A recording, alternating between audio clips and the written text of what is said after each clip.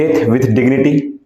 क्या भारत का संविधान हमें अपने सम्मान पूर्वक अपने इच्छा के अनुसार अपने ही मृत्यु की अनुमति देती है? अभी का जो वर्तमान मुद्दा है या फिर भारत में जो संवेदना का बहुत बड़ा लहर चला हुआ है, वो इसी एक केस के ऊपर आके अटका हुआ है। क्या सुप्रीम कोर्ट ने जो वर्डिक्ट दिया, जो फैसला दिया, वो उचित है या फिर क्या मानवता के लिए सही है या नहीं है? आज हम बात करने वाले हैं हरीश राणा के विषय के बारे में। हम सब जानते हैं, आप सोशल मीडिया के माध्यम से भी आप देख रहे हो कि हरीश राणा, जिनके माता पिता ने हरीश राणा के लिए इच्छा मृत्यु की मांग की सुप्रीम कोर्ट से, और सुप्रीम कोर्ट ने उनको आर्टिकल 21 के तहत सम्मान पूर्वक मृत्यु की अनुमति भी देती है और इसी फैसले को अमल में भी लाया जाता है और धीरे धीरे हरीश राणा के लाइफ सपोर्ट को हटा दिया जाता है और कुछ समय के बाद हरीश राणा का स्वाभाविक मृत्यु हो जाएगा। तो आज जो विषय है, जो संवेदना का ये विषय है कि इस माता पिता के लाचारी का जो विषय है, उसके बारे में आज हम देखने वाले हैं कि क्या इच्छा मृत्यु होता क्या है और किस तरह से इच्छा मृत्यु किस किस फेज में इसको कंप्लीट किया जा सकता है। जो आज हमारा विषय है वो हम जान रहे हैं कि ये हरीश राणा के विषय है। ये हरीश राणा का वह इमेज है जब वो इंजीनियरिंग कर रहे होते हैं और ये वर्तमान का इमेज है जब वो मृत्यु के दहलीज पे खड़े हैं और सुप्रीम कोर्ट ने भी उनको ये दुनिया को छोड़ के जाने की अनुमति दे दी है कि अब आप स्वाभाविक रूप से इस दुनिया को यानी संसार को छोड़ के जा सकते हैं। अगर हम बात करें इच्छा मृत्यु, तो क्यों जरूरी है इच्छा मृत्यु और क्या क्या इसमें क्या है इच्छा मृत्यु की सच्चाई, या फिर कब और कैसे मिल सकती है इच्छा मृत्यु की अनुमति, भारत में कब हुआ इच्छा मृत्यु की मांग, सबसे पहले कब कब हुआ, उसके बाद क्या सभी देशों में इच्छा मृत्यु अवैध है, साथ में हम देखेंगे क्यों करना पड़ा हरीश के माता पिता को ऐसी मांग जिसमें वो अपने बेटे के लिए इच्छा मृत्यु की दुआएं मांग रहे हैं और अपने बेटे के लिए मृत्यु की कामना करें और वो अनुमति संवैधानिक तौर पे सुप्रीम कोर्ट से मांगने गए। उनकी पूरी कहानी को अगर देखें तो हरीश राणा गाजियाबाद उत्तर प्रदेश के निवासी हैं और साथ ही हरीश पंजाब यूनिवर्सिटी चंडीगढ़ से इंजीनियरिंग करने जाते हैं और वहीं पे पीजी में रह के इंजीनियरिंग कर रहे होते हैं। लेकिन ये घटना तब की है जब 2013 में पीजी की चौथी मंजिल से वो किसी कारण से, वो एक घटना थी, वो चौथी मंजिल से अपने ही पीजी के चौथी मंजिल से वो नीचे सड़क पे गिर जाते हैं और गिरने की वजह से उनके दिमाग में गहरा चोट आ जाता है। जब वो अपने पीजी की छत से गिरते हैं तो उनके दिमाग में गहरा चोट आता है और यही चोट उनके अभी की स्थिति का सबसे बड़ा कारण या फिर एकमात्र कारण को हम कह सकते हैं। गिरने से गंभीर दिमागी चोट आई और उस चोट को हम लोग बोलते हैं ट्रॉमेटिक ब्रेन इंजरी। इसी ट्रॉमेटिक ब्रेन इंजरी की वजह से उनकी जो स्थिति है वो कोमा में जाने की हो जाती है। इसके साथ साथ वो परमानेंट वेजिटेटिव स्टेज में यानी पीबीएस में चले जाते हैं और इस स्टेज में जाने से वो खुद का से खाना पीना, बोलना, हिलना, उनका शरीर का पूरा एक्टिविटी बंद हो जाता है। यहाँ तक कि उनके फेफड़े में जो ऑक्सीजन दिया जाता है जिंदा रहने के लिए, वो भी पाइप और मशीन के माध्यम से उनके फेफड़े में ऑक्सीजन दिया जाता है। उनके स्टमक में पाइप के माध्यम से फूड दिया जा रहा है। ये सभी चीजें ऐसी स्थिति में ले आती हैं जब हरीश राणा बिल्कुल असहाय हो जाते हैं उस चोट के बाद। 13 साल तक वो लगातार ऐसे ही बिस्तर पे पड़े हैं, हॉस्पिटल में पड़े हैं और 13 साल तक वो अपने जीवन के साथ संघर्ष कर रहे हैं कि वो शायद ठीक हो जाए या फिर वो उनको मृत्यु आ जाए। वो 13 साल से लगातार 2013 से 2026 तक वो लगातार इसी संघर्ष में अपने जीवन को बस जिए जा रहे हैं, या फिर ये कहें कि ये जीवन उनके लिए एक कष्ट का सौगात बन चुका है वर्तमान में। और ये वो इमेज है जब हरीश राणा के माता जी और हरीश राणा के पिताजी उनके लिए इच्छा मृत्यु की दुआएं मांग रही हैं और इसके लिए वो सुप्रीम कोर्ट में भी जाते हैं और सुप्रीम कोर्ट में भी गुहार और याचिका दायर करते हैं कि अब मेरा बेटा कष्ट सहने के स्थिति में नहीं है, अब उसे इच्छा मृत्यु दे दी जाए। अगर बात करें कि उनकी स्थिति किस तरह से क्या क्या होगी, तो डॉक्टर्स का भी कहना है कि अब वो होश में कभी वापस नहीं आ पाएंगे।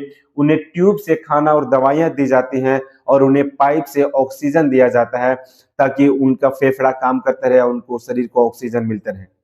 माता पिता ने लगातार 13 साल तक उनकी जितना उनसे बन पाया उतना उनका सेवा किया, उनका इलाज करवाया। उनका सेवा इलाज कराने के लिए अपना घर, जमीन, बंगला सब कुछ बेच दिया है। वो किराए के घर में रहने लगे और वो अपना सब कुछ व्यापार वगैरह सब कुछ छोड़ के उनके माता पिता बिल्कुल सड़क पे आ गए हैं और सड़क पे वड़ा पाव या पाव भाजी के रेडी लगाते हैं ताकि अपने जीवन का गुजारा कर पाए। यानी उनके माता पिता के पास ना अब इलाज के लिए कुछ बचा है, ना पैसे बचे हैं, ना घर बचा है और न ही जमीन बचे हैं। और ऐसी स्थिति में उनके माता पिता फिर भी वो मेहनत करते हैं, लेकिन डॉक्टर्स का साफ कहना है कि अब संभव ही नहीं है कि वो वापस पूरे पहले से स्थिति में जाए, वापस खड़े हो पाए या फिर वापस चलने बोलने लगे। एक ही करवट में लगातार 13 साल से सोए हुए हरीश राणा के जिस्म में जख्म इतना सारा हो गया है, उनका स्किन, उनका जो मांस है वो गलने लगा है बेड के रगड़ से लगातार एक ही जगह पे पड़े पड़े। तो ऐसी स्थिति में हरीश राणा के कष्ट का हम और आप सिर्फ अंदाजा ही लगा सकते हैं, क्योंकि ये प्रत्यक्ष जब तक कोई नहीं दिखेगा कष्ट कितनी हो सकती है, तो उसे बस अंदाजा ही लगाया जा सकता है। इतना कष्ट झेलने के बाद जब उनके माता पिता से अपने बेटे का कष्ट देखा नहीं जाता है, तो फिर वो सुप्रीम कोर्ट के दरवाजा खटखटाते हैं और अदालत में याचिका डालते हैं। और याचिका क्या डालते हैं? उनका याचिका था कि मेरा बेटा लाचार हो चुका है और अब और अधिक कष्ट नहीं सह सकता। यानी हरीश राणा के कष्ट को देखते हुए हरीश राणा के माता पिता, जो उनके पिता का नाम अशोक राणा है, वे जाते हैं अदालत में और उनसे ये भीख मांगते हैं अदालत से कि मेरे बेटे को मृत्यु का अनुमति दे दिया जाए, क्योंकि मैं उसको मार नहीं सकता और उसको मरने के लिए जब तक अदालत अनुमति नहीं दे देगी, उनको स्वाभाविक रूप से उनका सारा सपोर्ट नहीं हटाया जा सकता है, उनकी मृत्यु संभव नहीं है। बेटे का जीवन का कष्ट मृत्यु से भी अधिक मार्मिक हो जाती है। अब बेटे का कष्ट नहीं देखा जा रहा है अशोक राणा से, जो कि हरीश राणा के पिताजी हैं। ऐसी स्थिति में उनका जो दलीलें थी वो सामने आती है और इलाज में सुधार नामुमकिन है, ये सभी दलीलें वो देते हैं कोर्ट में जाकर कि अब हरीश कभी उठ पाने की स्थिति में नहीं होंगे, कभी नहीं उठ सकते हैं और मशीनों से के तरीके से कृत्रिम रूप से जीवित रखना बस ये कहीं ना कहीं अमानवीय हो जाता है। अगर बात करें तो ये याचिका ऐसा नहीं है कि सुप्रीम कोर्ट में सीधे गया है, जैसा कि हम पॉलिटिक्स के बारे में कुछ जानते हैं कि सुप्रीम कोर्ट में याचिका जाने से पहले आपको हाई कोर्ट के माध्यम से जाना होता है।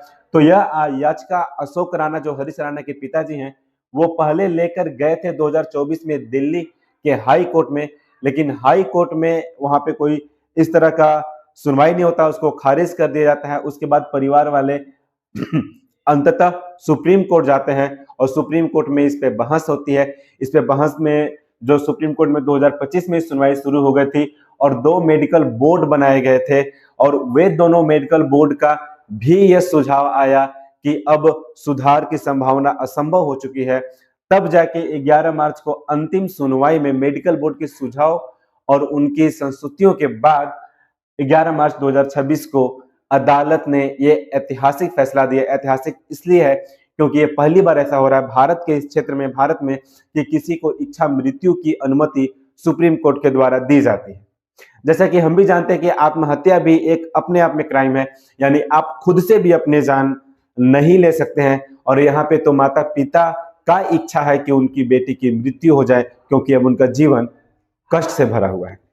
ऐसी स्थिति में सुप्रीम कोर्ट ने संविधान के अनुच्छेद 21 का हवाला देते हुए ये बात को कहता है कि जिस तरह से संविधान 21 हमें आजादी सम्मान के साथ जीने की अनुमति देती है, उस तरह संविधान 21 हमें सम्मान के साथ मरने और सम्मान के साथ इस दुनिया को छोड़ने की भी अनुमति देती है।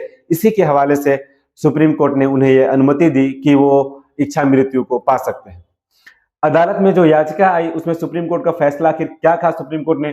तो कोर्ट ने संविधान के अनुच्छेद 21 के तहत फैसला दिया। फैसले में कहा कि पैसिव इथेनेसिया के तहत इच्छा मृत्यु की अनुमति दी जाती है। अब ये पैसिव इथेनेसिया क्या है, इसको समझा जाए तो 2 तरह के इथेनेसिया यानी इच्छा मृत्यु 2 तरह के हो सकते हैं, एक एक्टिव इथेनेसिया और दूसरा पैसिव इथेनेसिया। एक्टिव इथेनेसिया वह इथेनेसिया कहलाता है जिसमें किसी पॉइजन को इंजेक्ट करके या फिर फोर्सफुली किसी दबाव में डालकर किसी को मृत्यु दिया जाए, वो होता है एक्टिव इथेनेसिया। हालांकि जिसको मृत्यु दी जा रही है वो उसका इच्छा होना चाहिए मरने के लिए, मृत्यु के लिए। उस स्थिति में अगर किसी बाहरी बल के माध्यम से, चाहे पॉइजन को इंजेक्ट करके या फिर और भी किसी दूसरे माध्यम से अगर मृत्यु दी जाती है, उसको एक्टिव इथेनेसिया बोलते हैं। और पैसिव इथेनेसिया वो कहलाती है जिनकी मृत्यु होनी है, जिनकी इच्छा मृत्यु की कामना है, उनको जीवित रखने की सारे संसाधन को बंद कर दिया जाए, जैसे लाइफ सपोर्ट हो, पाइप से ऑक्सीजन को देना हो या फिर पाइप से ट्यूब से फिलिंग करना हो, फीडिंग करना हो, खाना खिलाना हो, इन सब को बंद कर दिया जाए तो धीरे धीरे स्वाभाविक मृत्यु हो जाएगी। इसका मतलब है कि दवाइयों का उपयोग को बंद कर देना, लाइफ सपोर्ट को हटा देना, इन सब को क्रमबद्ध हटा के उनकी मृत्यु दी जा सकती है। हालांकि एम्स के डॉक्टर्स का यह भी मानना है कि ऐसी मृत्यु में भी उनको लगभग 10 से 15 दिन का समय लग सकता है। जब लाइफ सपोर्ट हटाया जाएगा उसके बाद भी हरीश राणा की मृत्यु के लिए लगभग 10 से 15 दिन का समय लग सकता है। तो प्रश्न ये भी उठता है, क्या ऐसी स्थिति में एक्टिव यूथनेसिया सही नहीं था? क्या उनको 10 से 15 दिन और कष्ट नहीं झेलना पड़ेगा हरीश राणा को? अगर हम पैसिव यूथनेसिया को अपना रहे हैं यानी उनका लाइफ सपोर्ट हटा रहे हैं, वो हटाने के बाद भी उनके मृत्यु में लगभग अगर 10 दिन लग रहे हैं, तो क्या वो 10 दिन उनके लिए जीवन में और बड़ा कष्ट लेकर नहीं आएगा? ऐसी स्थिति में क्या उनको एक्टिव यूथनेसिया के तहत यानी पॉइजन को इंजेक्ट करके क्या उनको उनकी मृत्यु के लिए रास्ता खोलना उचित नहीं होगा, उनको अगर कष्ट से मुक्त करना है तो? हालांकि ये सब बातें सभी के मन में विचार अलग अलग आ रहे हैं, लेकिन यहाँ पे जो निर्देश आया किस तरह से पैसिव यूथनेसिया को एक्टिव किया जाए, तो उन्हें all India institute of medical science यानी एम्स में भेज दिया गया है और वहीं पे डॉक्टर धीरे धीरे कृत्रिम पोषण जो भी था जीवन रक्षक उपचार उसको धीरे धीरे हटाएंगे और हटाने के बाद उनकी जो मृत्यु होगी वो स्वाभाविक तौर पे हो जाएगी। हम वापस से वही इमेज पे आ गए हैं, हरीश राणा का वो इमेज जब वो चंडीगढ़ में इंजीनियरिंग कर रहे होते हैं और वो इमेज जब वो मौत के दहलीज पे अपने मृत्यु की कामना कर रहे हैं। तो क्या इससे पहले एक बात है, क्या इच्छा मृत्यु पहला मामला है या इससे पहले भी सुप्रीम कोर्ट में या फिर अदालतों के पास किसी ने यूथनेसिया का इच्छा मृत्यु का दुआ किया या फिर याचिका डाला? तो 2011 में अरुणा सांगवान केस के सिद्धांत में यह पहला केस आया था जब इच्छा मृत्यु की मांग की गई थी। वहां पे मुंबई के एक हॉस्पिटल में एक नर्स थी अरुणा सांगवान और उनके ऊपर फिजिकल हैरेसमेंट किया गया था, सेक्सुअल हैरेसमेंट किया गया था और उसी के क्रम में जो कुत्ते के बांधने वाला चैन होता है वो चैन उनके गला में फंसता है। गला में फंसने की वजह से उनका ब्रेन का नस दब जाता है और वो कोमा में चली जाती है। उनके इस हिंसक जो हमला हुआ उसमें कोमा में चली जाती है और 42 साल तक कोमा की अवस्था में ही रहती हैं। फिर 2011 में इच्छा मृत्यु की याचिका डाली जाती है कोर्ट में और वहां पे सुप्रीम कोर्ट ने भी पैसिव यूथनेसिया सिद्धांत को स्वीकार किया था, लेकिन उस समय अरुणा सांगवान को पैसिव यूथनेसिया का सिद्धांत को स्वीकार करने के बाद भी उसको अप्लाई नहीं किया गया था, अनुमति नहीं दिया गया था। इसके एक कारण है, इसका कारण क्या है कि जो देखभाल कर रहे हैं, जो उनके रियल फ्रेंड है, जो उनके केयर टेकर हैं, अगर वो ये याचिका डालते हैं पैसिव यूथनेसिया का यानी इच्छा मृत्यु को तो उसको स्वीकार किया जा सकता है, अन्यथा अगर कोई दूसरा सोशल वर्कर इस चीज को डालता है तो स्वीकार नहीं किया जाएगा। जो हरीश का मामला है, हरीश के मामले में हरीश का देखभाल करने वाले उनके केयर टेकर उनके माता पिता ही हैं और उनके माता पिता ने ही इच्छा मृत्यु की याचिका डाला, इसलिए सुप्रीम कोर्ट ने उसकी अनुमति दी। जबकि अरुणा सांगवान के केस में उल्टा था, इनके केस में कोई जर्नलिस्ट थे जिन्होंने याचिका डाली थी मानवता के नाते और जो इनके रियल केयर टेकर थे, इनके जो हॉस्पिटल के स्टाफ थे, उन्होंने इस बात को खारिज किया, बोला कि हम इनका देखभाल कर रहे हैं और शायद ये उठ जाए या फिर ऐसा कुछ संभावना हो सकती है, इसलिए इनको अनुमति नहीं दी जाती है। अगर बात करें तो इनको 2015 में प्राकृतिक रूप से हो गई थी निमोनिया की वजह से इस केस में इनको वो अनुमति नहीं दी जाती है जो अनुमति अभी हरीश राणा को दी गई है। डॉक्टर ने इच्छा मृत्यु को नकार दिया था, इसलिए ऐसा केस आया था। तो बात सिंपल है और साधारण है। ये जो पूरी परिघटना है ये उन परिवार वालों के लाचारी को दिखाता है, उनके बेबसता को दिखाता है। एक माता पिता अपने बच्चे को पाने के लिए क्या क्या नहीं करते हैं और वो खुद को मारना पसंद करते हैं, लेकिन उनके आंखों के सामने उनके बच्चे अगर इस दुनिया को छोड़ के चले जाएं तो उनको एकदम अच्छा नहीं लगता, बिल्कुल गंवारा नहीं होता। और ये दो केस ऐसे हैं, हालांकि अरुणा को तो वो परमिशन नहीं मिला, स्वीकृति नहीं मिली, हरीश राणा को स्वीकृति मिली कि वो दुनिया के इस कष्ट को छोड़कर जा सकते हैं। अभी एक सोशल मीडिया पे वीडियो वायरल हुआ था, इनका लास्ट टाइम जो प्रेयर के लिए आए थे उनका यही कामना था, वो यही इनसे बोल रहे थे कि सबको माफ करते हुए और सबसे माफी मांगते हुए जाओ। यानी जब इस दुनिया को छोड़ रहे हो तो सबसे माफी मांगते हुए और सबको माफ करते हुए जाओ। माफी इसलिए क्योंकि आपके वजह से कहीं से आपके माता पिता को जो तकलीफ उठानी पड़ी उसके लिए मानवता के नाते माफी, और सबको माफ करते हुए इसलिए कि इस दुनिया ने, मेडिकल साइंस ने इस देश ने वापस तुमको खड़ा नहीं कर पाया, तुमको मृत्यु के लिए छोड़ रहा है। इसलिए आज के लिए इतना ही। आज ना मैं लाइक करने के लिए बोलूंगा, ना सब्सक्राइब, ना शेयर और ना कुछ भी। आज बस यही करूंगा कि दुआ कीजिए किसी भी माता पिता के जीवन में ऐसी दोबारा कभी भी स्थिति ना आए कि उन्हें अपने बच्चों के लिए किसी भी तरह का यूथेनेसिया, चाहे वो एक्टिव यूथेनेसिया हो या पैसिव यूथेनेसिया हो, उसको मांगना पड़े।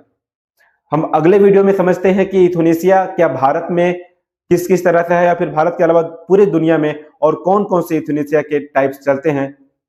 आज के लिए इतना ही, धन्यवाद।